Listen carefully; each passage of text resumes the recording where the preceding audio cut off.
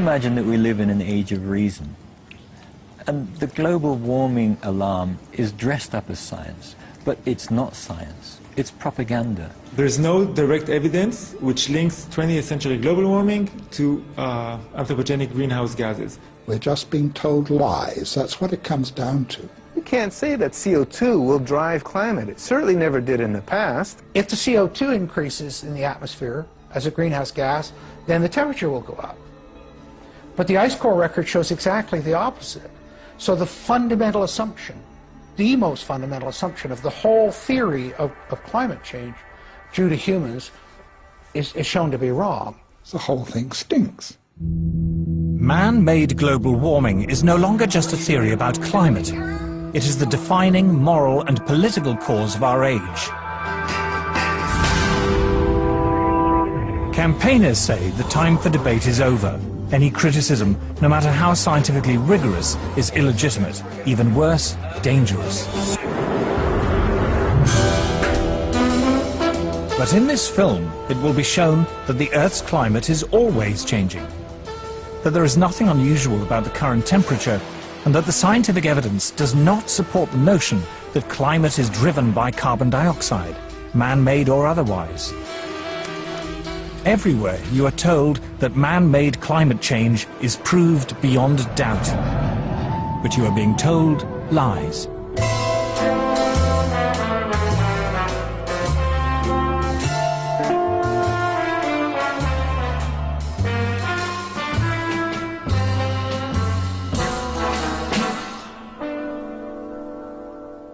When people say, well, you don't believe in global warming, I say, no, I believe in global warming. I don't believe that human CO2 is causing that warming. A few years ago, if you would ask me, I would tell you it's CO2. Why? Because just like everyone else in the public, I listened to what the media had to say.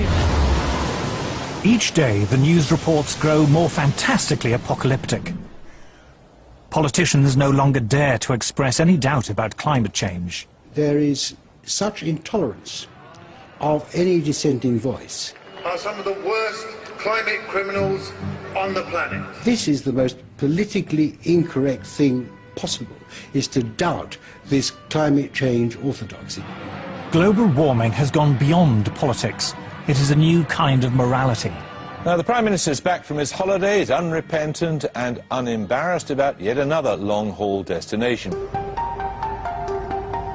Yet, as the frenzy over man-made global warming grows shriller, many senior climate scientists say the actual scientific basis for the theory is crumbling.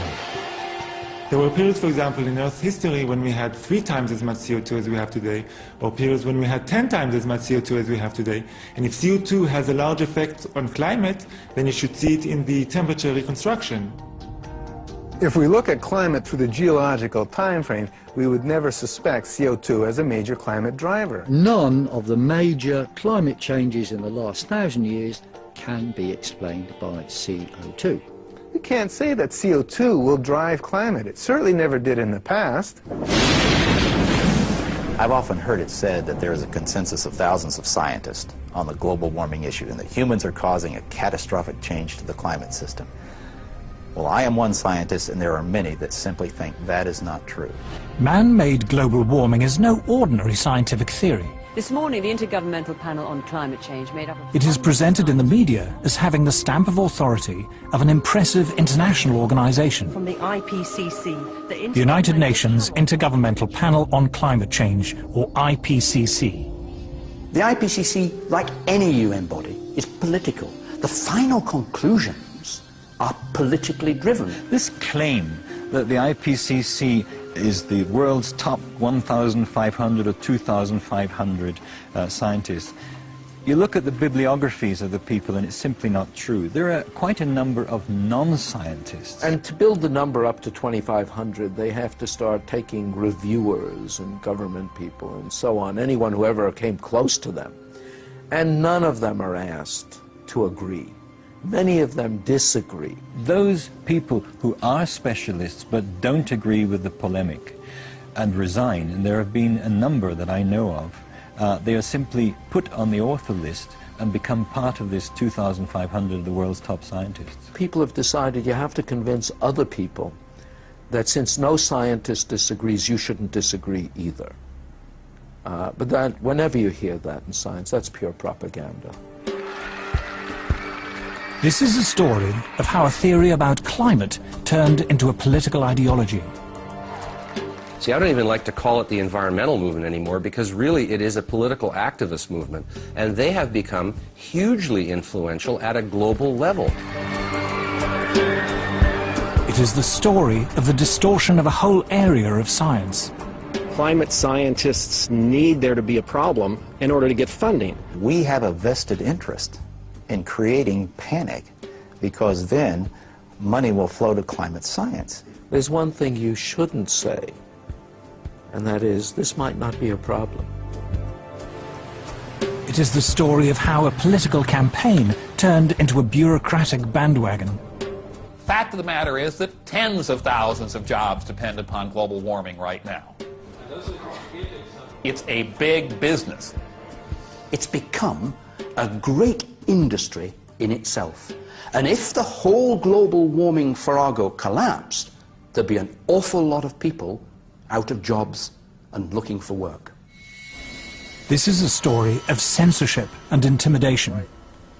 I have seen and heard their spitting fury at anybody who might disagree with them, which is not the scientific way. It is a story about Westerners invoking the threat of climatic disaster to hinder vital industrial progress in the developing world. One clear thing that emerges from the whole environmental debate is the point that there's somebody keen to kill the African dream, and the African dream is to develop.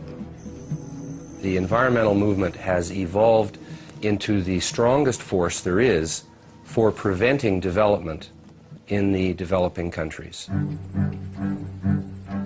The global warming story is a cautionary tale of how a media scare became the defining idea of a generation. The whole global warming business has become like a religion. And people who disagree are called heretics. I'm a heretic. The makers of this program are all heretics.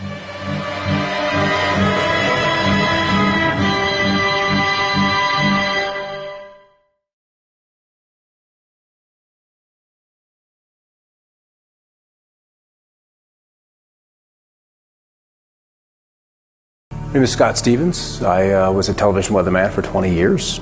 These chemtrails are absolutely required to impact whatever weather event they were designing. And the trails were an absolute necessary ingredient for them to achieve their weather modification goals.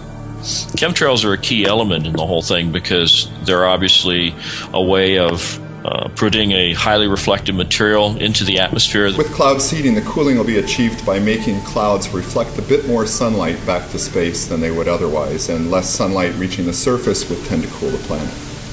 So let's say we were doing geoengineering because we wanted to make the weather a little bit better.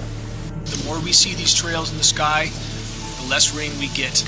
Virtually all scientific data, even from the proponents of geoengineering, state clearly saturating the atmosphere with particulates will create drought. Much has been made of this issue of damage from precipitation. If the issue is understanding the climatic response, which was I think most of where this was going, and is exactly whether precipitation gets higher or lower.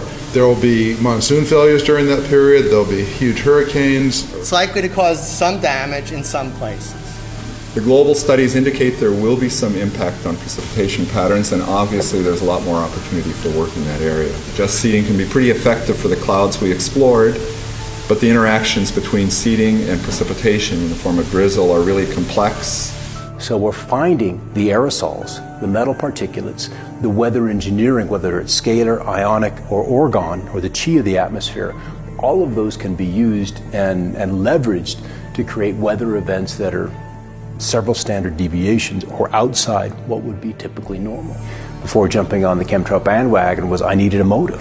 Without a motive, you can't say what they're doing and why they're doing it. You have to have a motive. Weather derivatives are products that commercial hedgers would use, such as an insurance company or an energy company, to hedge risk that's associated with weather. precipitation or a hurricane or general heating days is what they're basically called. Certain temperatures or higher temperatures are going to associate with more energy. So they're going to want to hedge that risk.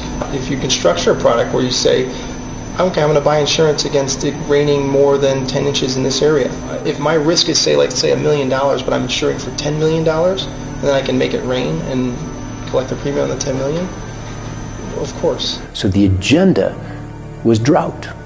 The agenda was to kill the storm, at least in that one particular spot.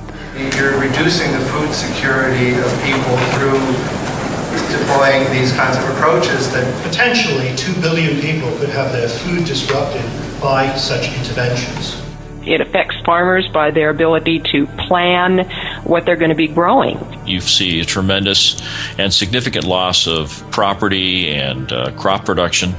Many times this will cause farms to go out of business, and when farmers go out of business, they usually have to sell, and then if there's somebody waiting in the wings to buy their land and then turn that land over to the production of genetically modified crops, you can see where there would be kind of a strategic advantage there. The fact that it's cheap isn't necessarily a good thing at all, as I'll come to in a second. The fact that it's cheap is part of the hard problem of governance. The fact that it's cheap means any small state or even conceivably individuals could do this, and that is a very dangerous thing.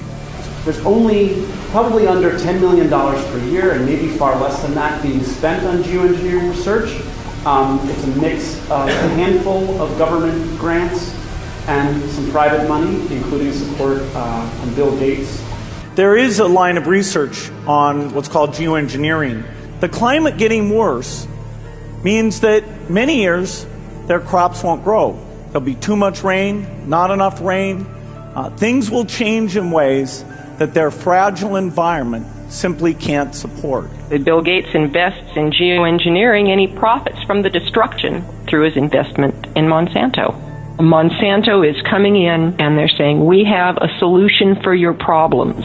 Basically, if you control the weather and the seed source, you essentially control all food production. You can kill a storm in place. That's easy to do with HAARP. You just change the polarization, you change the ionization of the atmosphere, and the storm will fall apart.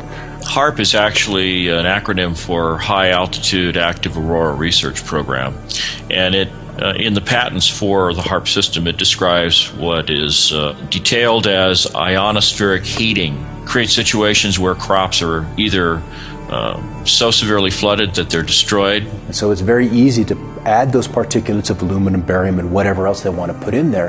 And as you add heat to that, those particulates then radiate the heat into the atmosphere and it warms. Let's just say the storms can develop more violently, more quickly, in places that are not necessarily as where you would expect them to be. We have altered weather patterns that are also stated as consequences of geoengineering. Since these global weather modification programs appear to have been ramped up so radically in the last decade, our weather here has changed unimaginably. And we've got technologies available to us now that can do, continent-sized projects. Is all of the persistent trails behind it. So that tells me, Michael, that they are engineering this storm to a great degree. Now, all of this stuff is chemtrail debris or chemtrail clouds that had been laid down over Utah and over southern Colorado earlier in the day. What we see in the sky matches virtually all geoengineering patents. The fact that hundreds of lab tests taken from all over the globe match exactly the ingredients stated in geoengineering patents as primary elements. But not very much. And there's certainly uncertainty about how bad those effects will be, but they will be extremely bad. And so you get ecosystem collapses. And if you control the weather, you're going to control the planet. It's that simple.